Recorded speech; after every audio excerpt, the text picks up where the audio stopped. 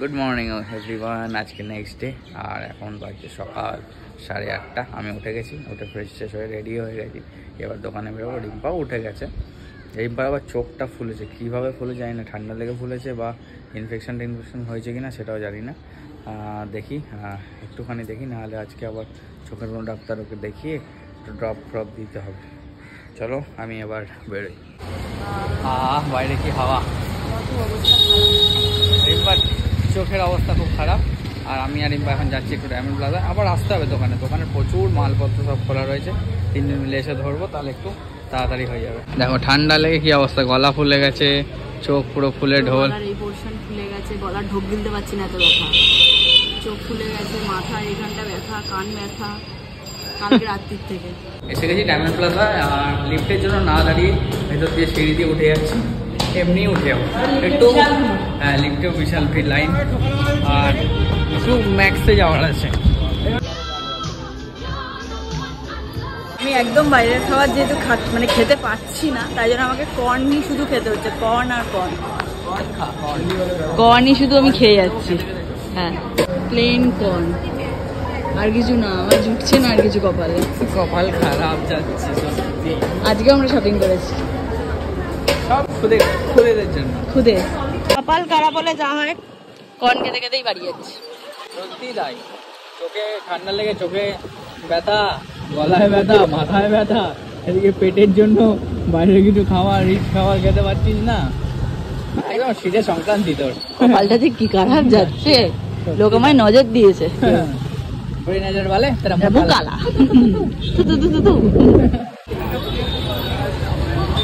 চা খেতে দাঁড়িয়ে গেছে এখানে এসে। যেতে যেতে এই যে নাগের বাজারের দিক থেকে এসে এইখানে আমাদের দমদম যেতে গিয়ে রাস্তাটায় চায়ের দোকান দেখতে পেয়েছে, দাঁড়িয়ে গেছে। অনেকদিন বাদে দুধ চা খাচ্ছি, অনেকদিন। হঠাৎ ইচ্ছা হলো দাঁড়ালাম চা। আমি খাবো না। Good morning everyone, welcome back to my channel. আশা করি সবাই সুস্থ আছো, ভালো আছো, স্বাভাবিক আছো। আমরাও খুব ভালো আছি। আমার চোখের ইনফেকশনটা প্রচন্ড বেড়ে গেছে, তাই জন্য আমি একটু কদিন তোমাদের সাথে ব্যাক ক্যামেরায় কথা বলবো। ফ্রন্ট ক্যামেরায় তোমাদের সামনে আসবো না। 2-3 দিন বাদে চোখটা ঠিক হলে তারপর তোমাদের সামনে আসবো। এটা আমার নিজের একটা অকওয়ার্ড ফিল হচ্ছে, তাই আমি আসবো না। যাই হোক, চলো। সকালবেলা এখন ঘড়িতে বাজে 9:30। কুর্তি তো 9টার মধ্যে বেরিয়ে গেছে। আমি এখানে ভাত, ডাল আর ভিতরে আলু সেদ্ধ দেওয়া আছে, এগুলো বসিয়ে দিয়েছি। আর আমার মা ছোলা আলু কুমড়ো দিয়ে একটা তরকারি বানিয়েছে, ওটাও হয়ে যাবে দুপুরে। আজকে হচ্ছে ভাত হবে, ডাল হবে, পেঁয়াজ ভাজা দিয়ে আলু সেদ্ধ মাখা হবে, আর কুমড়ো আলু ছোলা দিয়ে তরকারি হবে, ব্যাস। আর যে কোনো মাছ ডিম হবে না। এই হচ্ছে আজকে সকালবেলার রুটিন। এটা চালু হয়ে গেছে রান্না বান্না। এই যে ডাল ফুটছে, এদিকে ভাতও ফুটছে। কাকিমা যে আমার এখন ঘর মুছছে, বাসন মাজছে, এসে সমস্ত বাসন মেজে টেবিলটার উপর রেখে যায় জল ঝরানোর জন্য। জল ঝরে গেলে তারপর এগুলোকে আমি আমার ওইখানে যে ডেস্ক আছে ওই ডেস্কের মধ্যে তুলে দিই। আর এই যে ঘর বারান্দা পুরো নিট অ্যান্ড ক্লিন করে মোছামুছি ঝাড় দেওয়া হয়ে গেছে। শুধু এখন আমাকে এই বিছানাপত্রগুলো ভাঁজ করে আমি তুললেই আজকের মতো ঘরের কাজ ইতিকজ। এরপর স্নান করব, পুজো করব, দোকান বেরোবো।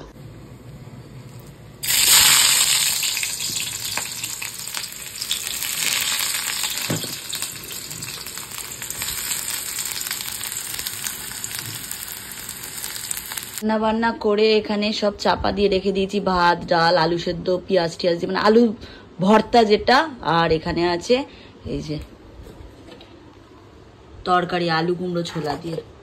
এই যে আমার ব্রেকফাস্ট, ওটস মুসলি জাগরি মিক্স করা। কুর্তিটাও বানিয়ে নিয়েছি, আমারটা বানিয়েছি। এটা আমি খাবো, খেয়ে স্নানে যাবো। আমি আমার খাবার লাঞ্চটা প্যাক করতে বসে গেছি।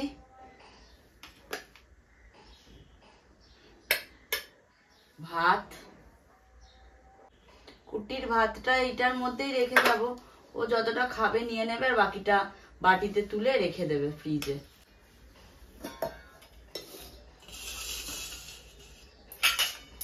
আজকে ডালে হলুদও দিইনি, কিচ্ছু দিইনি, শুধু একটু কাঁচা তেল দিয়ে নুন দিয়ে করেছি, আর কিচ্ছু না। আর আজকে ইয়েও করিনি আমি, বেশি ঘনও করিনি, কারণ কুর্তি একটু পাতলা ডাল বেশি পছন্দ করে, আমি একটু ঘন ডাল পছন্দ করি, তাই জন্য ওটা মিলিত ভাবে হয়। কোনোদিন আমি ড্রাই করি, যেটাতে আমার ভালো লাগে, কোনোদিন ওর জন্য পাতলা করি, যেটাতে আমারও ভালো লাগে। পাতলা ডাল বলবো না ভালো লাগে না, ডাল বেশি পাতলা হলেই বেশি বেটার লাগে খেতে, কিন্তু আমার জানি না কেন একটু ঘন ডাল বেশি ভালো লাগে, জানি না কেন।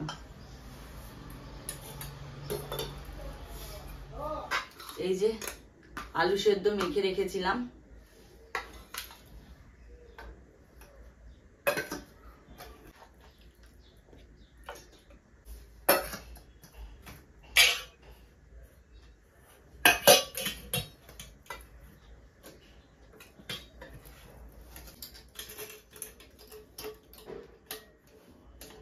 এই যে আমার লাঞ্চ বক্স রেডি। আমি তো বেরিয়ে গেছি দোকান যাওয়ার জন্য। আজকে রাজেশের একটু কাজ ছিল, তাড়াতাড়ি চলে গেছে, তাই জন্য আমি রিক্সা কাকুর সাথে রিক্সা করে যাচ্ছি দোকানে। আর চশমা পরে নিয়েছি যাতে চোখটায় অসুবিধা না হয়। কাউন্টারে খুব ভিড় রয়েছে, এখনো প্রায় 4-5 জন কাস্টমার ঢুকবে দূর দূর থেকে, আর এখন অলরেডি 3 জন কাস্টমার কাউন্টার অলরেডি রয়েছে, তাই জন্য এখন যাই তাড়াতাড়ি করে, কাস্টমারগুলোকে সামলাতে হবে। বাইরে এত গরম, রাস্তাঘাটও হালকা ফাঁকা ফাঁকা, দমদম রোডও, তাও আজ একটু মেঘলা মেঘলা রয়েছে।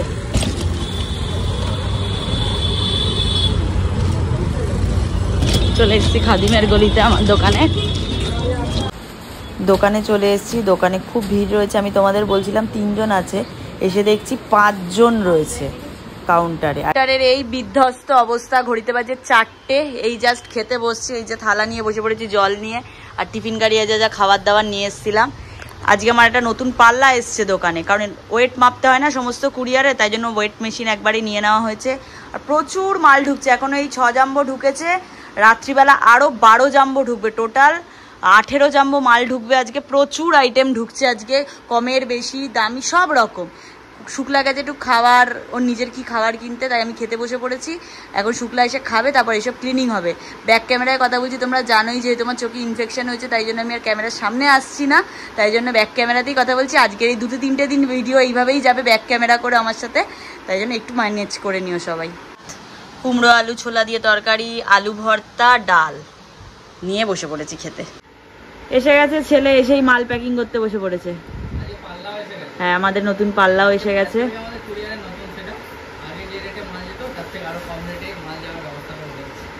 ব্যবস্থা করে ফেলেছো, গুড। আজকে থেকে নতুন সেট আপ আমাদের কুরিয়ারের, আরো কম টাকায় মাল যাবে। আজকে বড় বড় 4টে কুরিয়ার আছে, 4টে প্যাকিং হবে আজকে। বিলেত থেকে ফিরেছে তাই চশমা পরে আছে। আমার চোখে ইনফেকশন হয়েছিল তাই চশমা পরে আছি। আজ সকাল থেকে আমি ফ্রন্ট ক্যামেরায় আসিনি, যা এসছো ব্যাকে। আমি জানি তুমি ব্লগ করবে না, তাই না আমিও কোনো ভিডিও শুট করিনি আজকে। ঠিক আছে, 2-4-5 মিনিটের ব্লগ যাবে, কিন্তু যাবে, তাই তো? শরীর যতই খারাপ থাক, ভিডিও তো ছাড়া যাবে না। আচ্ছা, টেবিলে বসেই ভাঁজ করে আমার সব পারি। কুরিয়ার রেডি, এদিকে এত মাল এসছে, আরো ঢুকছে 4 জাম্বো, আরো মাল আসবে। কাল থেকে আর রাখার জায়গা থাকবে না, তাই তো? কিন্তু এটাই যে আমরা সবসময় স্টক করে উঠতে পারি না, পার ডে মাল ঢোকে, পার ডে বেরিয়ে যায়, পার ডে বেরিয়ে। এটা হচ্ছে এই জয় জয় মা, মায়ের আশীর্বাদ এটা, এছাড়া কোনোভাবেই সম্ভব না। মানে সত্যি করে কোনোভাবেই সম্ভব না। প্রতিদিন মাল আসে, গাড়ি মাল বিক্রি হয়ে যায়। ধরে বেশ ভালোই ওয়েদারটা, ঠান্ডা ঠান্ডা লাগছে না? সত্যি যা গরম দিয়েছিল, ঠাকুর কথা শুনেছে সব মানুষের, একটু ঠান্ডা ঠান্ডা করেছে। আবার যাই না, কালকে হয়তো চরম রোদ দিতে না, বলেছিল 11 তারিখ থেকে বৃষ্টি হবে। কাল 11 তারিখ, দেখা যাক কি হয়। বৃষ্টি যেন না হয় বাবা, কাস্টমার আসতে পারে না। সবজি নিয়ে নিয়েছি একটু, আর চিকেন নিতে এসেছি। এই যে চিকেন নিয়ে একদম, আর হেলমেট খুলছি না। আমাদের এখানে যে অ্যাক্সিডেন্টের পর অ্যাক্সিডেন্টের ঘটনা ঘটছে, আমার এই 2-3-4 দিনের মধ্যে 4-5টা অ্যাক্সিডেন্টের ঘটনা শুনেছি, আর ভয়ে হেলমেট খুলছি না। ঘড়িতে বাজে 11:15। দোকান থেকে যেটু শুয়ে ছিলাম, এখন উঠলাম, উঠে সমস্ত কাটাকুটি করলাম। এই যে অল্প করে যে চিকেন নিয়ে এসেছিলাম, সেই চিকেনটা ধুয়ে কুটি দিয়ে গেছে। এখানে আমি পেঁয়াজ, আদা, রসুন, টমেটো, একটু ধনে গুঁড়ো, জিরে গুঁড়ো আর হলুদ গুঁড়ো দিয়ে একটা পেস্ট করে নিচ্ছি, পাতলা করে চিকেনের টেলে ঝোল বানাবো। এই হচ্ছে আলুও কাটা রয়েছে, আমাদের দুবেলার মতো 8 পিস আলু, কালকে দুপুরে আর রাতে দুজনের কুটির আর আমার হয়ে যাবে। আর চিকেনের একদম পাতলা ঝোল বানাবো, কালকে বানাচ্ছি, কিন্তু আজকে রাতে আমি বানিয়ে রেখে দিচ্ছি, কাল দোকান যাওয়ার সময় শুধু গরম করে নিয়ে চলে যাব, কারণ কালকে বৃহস্পতিবার, পুজো টুজো থাকে, দেরি হবে, ওই জন্য করে রেখে দিচ্ছি। এই কড়াইটাই তোমরা বারণ করার পর থেকে আমি খুব একটা রান্না করি না, তোমরা দেখতেই পাবে। বাট আজকে দুটো কড়াই মানে মাজতে দেওয়া। দুপুরে আমি রান্না করেছিলাম, একটাতে আলু ভর্তার জন্য পেঁয়াজ টিয়াজ ভেজেছিলাম, আর একটাতে ডাল করেছিলাম। তাই জন্য দুটো কড়াই মাজতে দেওয়া, আর কোনো কড়াই অপশানে নেই। তাই জন্য এটাকে বসালাম চিকেনের ঝোলটা বানানোর জন্য। তাই জন্য কেউ প্লিজ কমেন্ট করুন এই কড়াইটা, তোমাদের কথার জন্যই আমি এই কড়াইটাকে বাতিল করে দিয়েছি। আলুগুলো মোটামুটি হালকা করে ভাজা হয়ে গেছে, এবার তুলে নেব। মশলা অল্প ফোড়ন দিয়েছি, আর এই যে এখানে আদা রসুন টমেটো পেঁয়াজ জিরে গুঁড়ো হলুদ গুঁড়ো ধনে গুঁড়ো আর নুন দিয়ে পেস্ট করে রেখেছিলাম। এখন ভাবছি মাংস এইটুকু, মশলাটা একটু বেশি হয়ে গেল।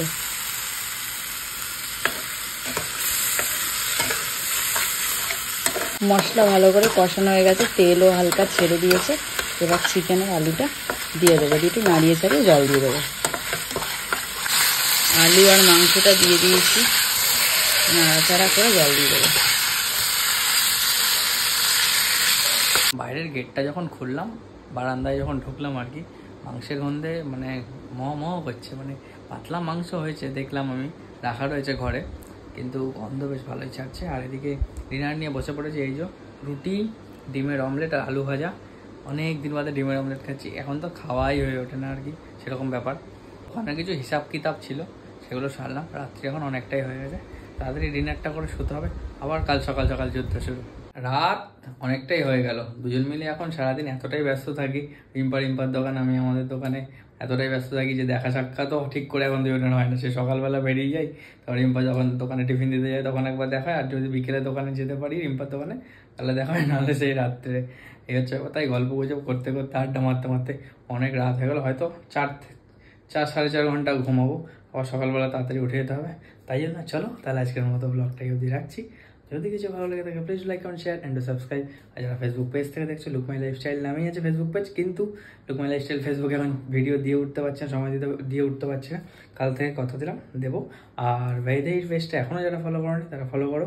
রিম্পা যেহেতু চোখটা একটু ইনফেকশন হয়ে গেছে, তাই জন্য কয়েকদিন আর 2-3 দিন পর থেকে ভেরিডেইতে আমরা ফুল ফ্রেজে একদম ভরপুর কাজ চলবে আর কি।